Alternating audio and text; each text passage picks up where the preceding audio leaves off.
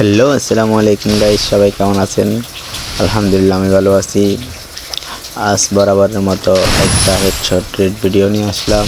সবাই কমেন্টে জানাবেন কেমন হয়েছে, আর দয়া করে সবাই লাইক সাবস্ক্রাইব করে দেবেন, পেজ থেকে পেজটা ফলো করে দেবেন।